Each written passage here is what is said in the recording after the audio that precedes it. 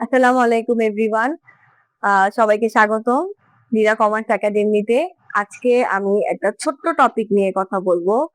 এটা মানে জানি না সবাই জিনিসটা ফলো করে কিনা, বাট আমি বলবো এটার জন্য একটা আলাদা লেকচার রাখা উচিত, কারণ এই জিনিসটা অনেক স্টুডেন্টরা স্কিপ করে দেয়। ঠিক আছে, অ্যাকাউন্টিং এর দেখো, অ্যাকাউন্টিং এর আমি সবসময় যে জিনিসটা ফলো করতাম, কি ফলো করতাম সেটা হচ্ছে আমি যে কোনো প্রশ্ন পাওয়ার সাথে সাথে আমি কি করতাম, সালটা দেখতাম যে অঙ্কটা কত সালের অঙ্ক, এবং সাথে মাসটাও দেখতাম যে অঙ্কটা কত মাস থেকে কত সাল পর্যন্ত এই অঙ্কটা দেওয়া আছে। কারণ অ্যাকাউন্টিং এর ডেটটা জেনে অঙ্ক করা, ক্যালকুলেশন করা অনেক ইম্পর্টেন্ট। তুমি যদি প্রশ্নে দেওয়া ডেটার উপরে যদি তুমি চোখ না বুলাও, অঙ্ক করা শুরু করে দাও, ম্যাক্সিমাম তোমার অঙ্ক ভুল হবে। এই সামান্য এই এতটুকু ভুলের জন্য দেখা যাবে তোমার অঙ্ক একটাও মিলতেছে না, হিসাব মিলাতে পারতেছো না, মাথা গরম, কাটাকাটি, এই সেই, মানে তোমার কিন্তু কনফিডেন্স কিন্তু সেখানে লুজ হয়ে যাবে। তো তার চেয়ে ভালো আমরা আগে জেনে নিই বিষয়টা কি। যেমন ধরো, আর্থিক অবস্থা বিবরণী করতে গেলে সবসময় কি 1 বছর সময়কালের অঙ্ক করতে হয়। কি করতে হয়? 1 বছর সময়কালের অঙ্ক করতে হয়। এটা হতে পারে জানুয়ারি টু ডিসেম্বর। ধরো 2025 সালে জানুয়ারি থেকে নিয়ে ডিসেম্বর পর্যন্ত একটা সময়কাল হতে পারে 1 বছরের। অথবা অথবা তোমার 2024-এর জুলাই 1 থেকে নিয়ে কি হতে পারে, 2025-এর জুন 30 পর্যন্ত হতে পারে। ঠিক আছে, যেমন আমরা যদি অনেকগুলো অঙ্কে যাই, যেমন আমাদের বইতেও কিন্তু অনেক অঙ্ক আছে, তাই না? সেখানে যদি আমি যাই, দেখো এখানে উদাহরণ 3, 159 নাম্বার পেজ। ঠিক আছে, অর্পণ ট্রেডার্স এর 2017 সালে 31শে ডিসেম্বর তারিখে সমাপ্ত বছরের জন্য কি করতে বলছে, বিশদ আয় বিবরণী, মালিকানা সত্ত্বের পরিমাণ আর হচ্ছে উক্ত তারিখের আর্থিক অবস্থার বিবরণী প্রস্তুত করো। প্রতিষ্ঠানের নামটা অবশ্যই লাগবে আমার। কি লাগবে? অর্পণ ট্রেডার। তার মানে আমি লিখবো এভাবে, অর্পণ ট্রেডার। ঠিক আছে, অর্পণ ট্রেডার, এটার বিশদ আয় বিবরণী করবো। ধরো লিখলাম, আমি এখানে কি লিখলাম, বিশদ আয় বিবরণী। ওকে, তারিখটা কি বলছে, 2017 সালের 31শে ডিসেম্বর। তার মানে 2017 সালের 31শে ডিসেম্বর সমাপ্ত বছরের জন্য, সমাপ্ত বছরের জন্য। এই কথাটা, এই প্যাটার্নটা ফলো করেই আমার অঙ্ক শুরু করতে হবে। সেটা হোক বিশদ আয় বিবরণী, সেটা হোক মালিকানা সত্ত্ব বিবরণী, সেটা হোক আর্থিক অবস্থার বিবরণী। এভাবে করে আমার লিখতে হবে যে অর্পণ ট্রেডার কোম্পানির নাম, যেটা করবে বিশদ আয় বিবরণী করতেছি, তো বিশদ আয় বিবরণী তারিখটা প্রশ্নে কি দেওয়া আছে, 2017 সালে 31শে ডিসেম্বর সময়কালের জন্য। এখন 2031-এ 2017 সালে 31শে ডিসেম্বর মানে কি, এটা অঙ্কটা মানে এই হিসাবকালটা শুরু হবে 2017 জানুয়ারি থেকে। ঠিক আছে, জানুয়ারি 2017 থেকে, জানুয়ারি 2017 থেকে হিসাবটা শুরু হবে, আর হিসাবকালটা শেষ হচ্ছে আমার ডিসেম্বর 2017। তাহলে আমরা পেয়ে গেলাম 1 বছরের হিসাবকাল। তো এই অঙ্কটার মধ্যে যত ধরনের ক্যালকুলেশন আছে করতে গেলে আমি January, February, March, April, May, June, July, August, September, October, November, December এই পর্যন্তই ধরবো, আর সালটা হবে 2017। এটা গেল একটা প্যাটার্ন। ঠিক আছে, আমি আরেকটু সবার প্রথমে যেটা বলেছিলাম, যেমন ধরো এই যে শওকত ট্রেডার, উদাহরণ 4, বইয়ের উদাহরণ 4 নাম্বার, 162 নাম্বার পেজ। এখানে যে শওকত ট্রেডার্স বলছে, এখানে বলছে 2017 সালে 31শে মার্চ সমাপ্ত বছরের জন্য। তাহলে এই ট্রেডারটা, অর্পণ ট্রেডার্সটা এখন হয়ে যাবে কি, শওকত ট্রেডার্স। ওকে, আমি লিখতেছি এখানে শওকত, শওকত ট্রেডার লিখলাম।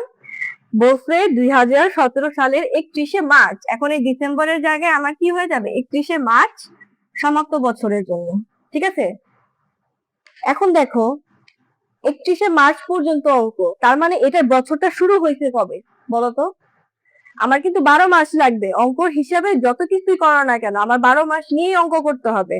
আমি কি এখন এখানে 2017 সালে 31শে মার্চ বলতে দেখে কি আমি জানুয়ারি ফেব্রুয়ারি মার্চে 3 মাস ধরে অঙ্ক করবো বলতো? না, এই 3 মাস ধরে অঙ্ক করলে আমার অঙ্ক ভুল হবে। আমার অবশ্যই 12 মাস, আমার 1 বছর সময়কাল নিয়ে অঙ্ক করতে হবে। এখন 31শে মার্চ যেহেতু বলতে, তার মানে 2017 সালের আগের সালটা কি হবে বলতো? 2017 সালের আগের সালটা 2017 সালের আগের সালটা হচ্ছে 2016 সাল। তার মানে অঙ্কর সময়কাল শুরু হয়েছে 2016 থেকে, 2016 থেকে শুরু হয়েছে। এটা কি বলছে? 31শে মার্চ।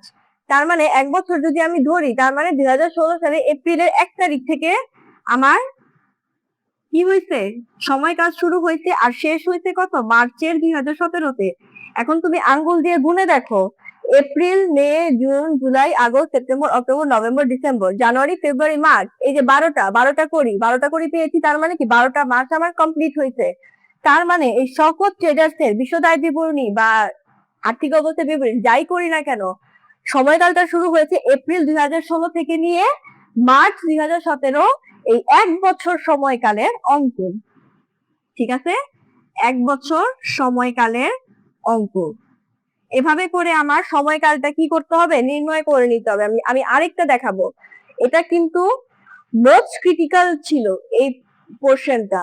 প্রথম যে এক্সাম্পলটা দেখাইছি এটা ইজি, এটা যদি অত্যন্ত সহজ প্রশ্ন হয় এরকমই আসবে, কিন্তু যখন অনেক বেশি কঠিন প্রশ্ন আসবে তখন কিন্তু এরকম করে একটা প্যাচ লাগাই দিবে সময়কাল নিয়ে, তখন তোমরা কিন্তু ধরতে পারবে না। তাই অবশ্যই মাথার ব্রেনটাকে সজাগ রাখো।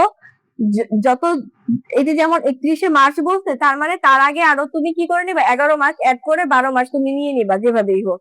এখন দেখো 5 নম্বরে ফারহানা এন্টারপ্রাইজ। এখানে বলা হয়েছে যে ফারহানা এন্টারপ্রাইজের নিম্নোক্ত রেওয়ামিল ও সমন্বয় সমূহ বিবেচনা পূর্ব 2017 সালে 30শে জুন সমাপ্ত বছরের জন্য। এটা এখানে আবার কি বলা হয়েছে? 30শে জুন সমাপ্ত বছরের জন্য ফারহানা ছিল, সেটা ফারহানা এন্টারপ্রাইজ ছিল আই থিঙ্ক। যাই হোক, আমরা লিখি, একটা লিখলেই হবে তাই না? Farhana enterprise, Farhana enterprise